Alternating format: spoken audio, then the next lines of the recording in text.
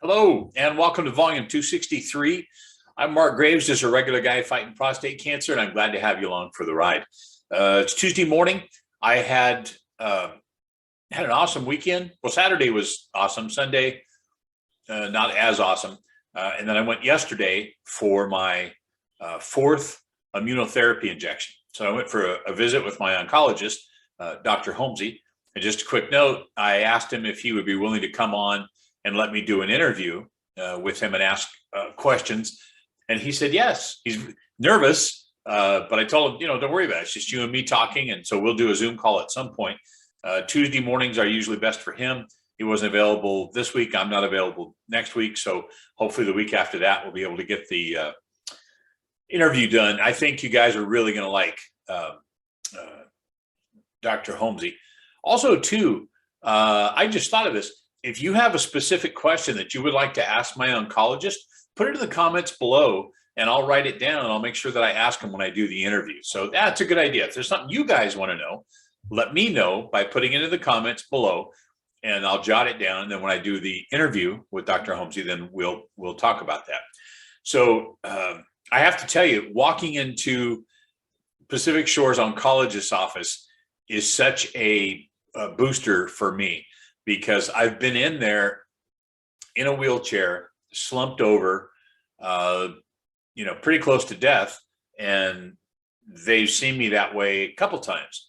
So now when I come in, and yesterday, and I, used to come in with a walker, and I've graduated now, I just have my cane with me.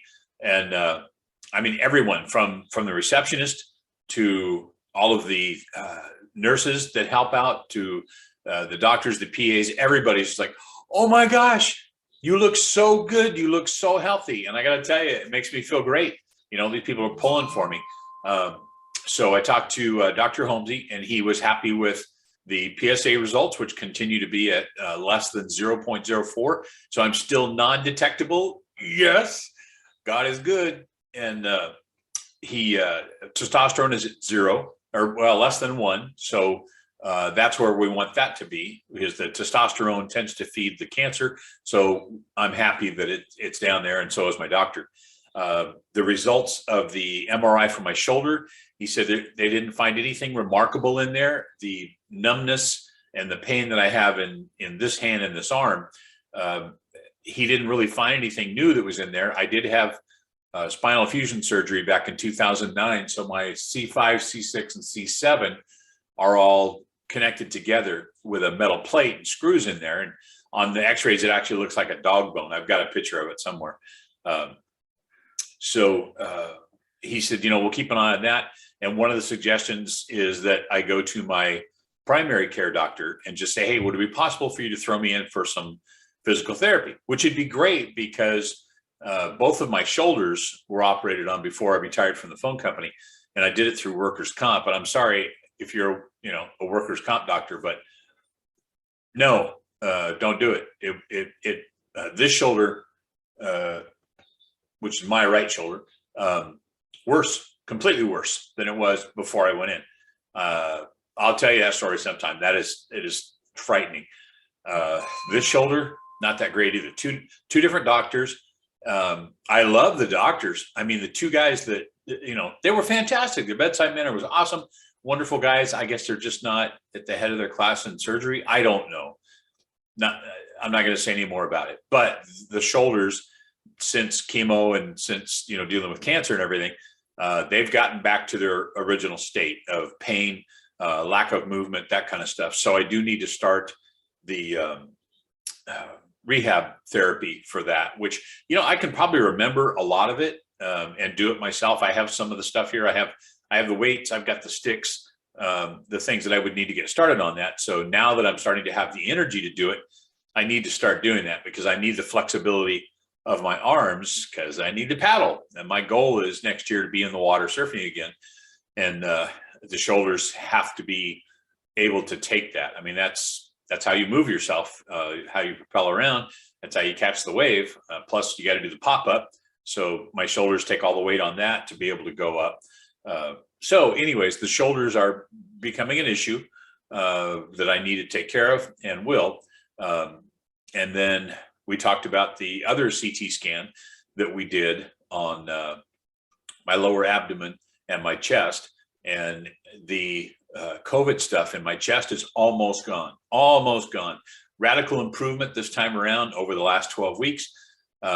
Things are really looking good. And I'm even noticing it too in my breathing, in my cardio, the ability to be able to do more things without running out of breath. So that's improving.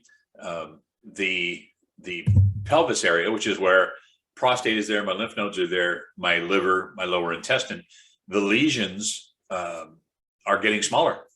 So, the one time a man is excited to hear the word shrinkage, it is for me, because the smaller they get, then the less chance we have of them metastasizing anywhere else. So, I guess in layman's terms, the cancer is asleep right now. It's not moving anywhere else. And that's exactly how I want it to be. If it's got to be in there, let it be asleep. So everything was hunky-dory with the doctor. Spent about 20 minutes with him. And then normally what will happen is I go out of the examination room and I go into the infusion room. And I think you guys have seen pictures of that before. Lots of chairs in there, nice big old recliners. You kick back and they put your IV up and set it up. And then they give you a warm blankie and, get you waters or snacks or fruit juices, whatever you want. It's nice, they keep you comfortable. Now my chemotherapy was, a couple hours that I would be in there. Now my immunotherapy is maybe 45 minutes around there. So not too bad. So yesterday I walked into the room and there was no free chairs. So they sent me back to the examination room and I hung out there for a while. And they said, as soon as something clears up, we'll move you in. Well, time's going by and going on and going on. So finally they came back and they said, hey, if it's okay with you, we're just going to set you up in here. So I was just sitting in like an office chair that, you come into the room and there's a couple chairs there. I was sitting in one of those. And so they came in and drew blood and took all of the vials. I think they took 3 or 4 vials of blood and through an IV that they put in. And then they brought in the rack with the IV drip computer on it. And then they hooked up the bags, set me up there. And that was maybe, 45 to an hour on that, because they run fluid through it first. And then they put the Keytruda on, and they have to mix the bag over there. It doesn't just come in a bag you pull off the shelf. They have to mix the Keytruda together, put it in the bag, and give it to you. So let's see, 10:30 was appointment time. I got out of there at maybe 1:30. So it was a much longer visit than it normally would be. But I tell you what, it was great for the soul, because so many of the employees over there came in and said how good it was to see me and how good I look. And I said, yes, I do. I said, I feel fantastic. This is the best I've felt, I think, probably since I was diagnosed. And this is the 17th of this month. Next week will be 3 years that I was diagnosed with cancer. So I'm extremely happy, extremely happy. So what'll happen is I'll go back again in 6 weeks. I'll get another injection, have another conversation. My doctor won't be there. It'll be the PA that time. And then the following 6 weeks, I'll have, that would be my 6th injection. And I'll also have scans before that. So once again, we'll, take a peek, because we do the scans every other injection. And I asked him about my liver. I said, well, what happens if the numbers keep going up? And I apologize. I want to say it's creatine or something like that is the number, but I completely spaced on what number it is we're looking at, but it has to do with the liver. And he said, what happens is the Keytruda kind of wakes up your immune system, and sometimes it can overrun, and then it looks at your organs and goes, ooh, we need to destroy those. Those are not good for you. So it's doing that to my liver right now, but we can control it. Doc said if we need to, then we can pause the Keytruda. And he said it has a good residual effect. It'll continue to go for a while and protect me.